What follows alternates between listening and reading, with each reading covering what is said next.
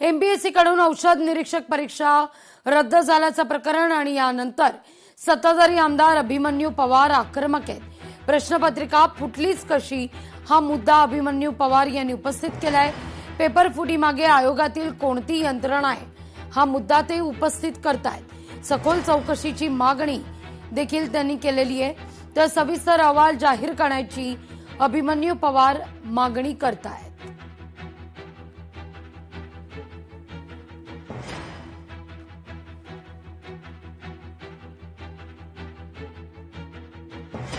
तर एमपीएससी कडून औषध निरीक्षक परीक्षा रद्द झाल्याचं प्रकरण, या प्रकरणी सखोल चौकशी करावी, आयोगाचे अध्यक्ष आणि सचिवांनी राजीनामा द्यावा अशी मागणी आता केली जाते. या सगळ्या संदर्भात विद्यार्थ्यांशी संवाद साधलेले आपले प्रतिनिधी चंद्रशेखर भांगे यांनी.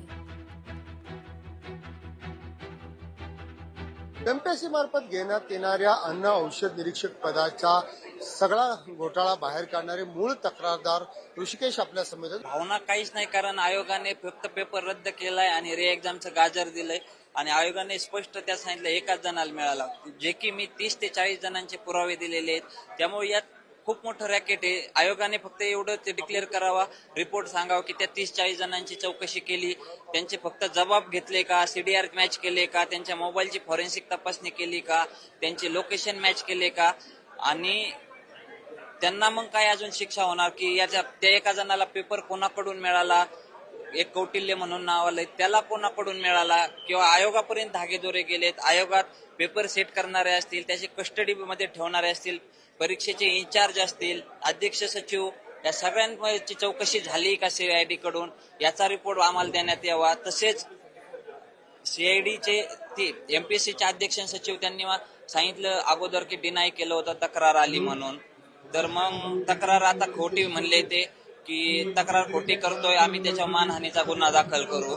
मग आता यांनी मला मेंटली टॉर्चर केलं, तक्रार खरी निघाली, याची नैतिक जबाबदारी स्वीकारून अध्यक्ष आणि सचिवांनी राजीनामा द्यावा.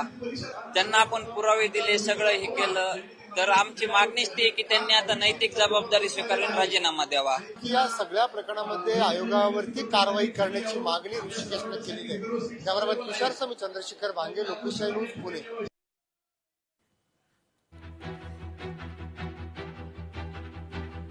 पेपरफुटी प्रकरणाची सखोल चौकशी करावी अशी मागणी आता विद्यार्थ्यांकडून केली जातेय. पुण्यातील आंदोलक एमपीएससी विद्यार्थी यांची ही मागणी आहे.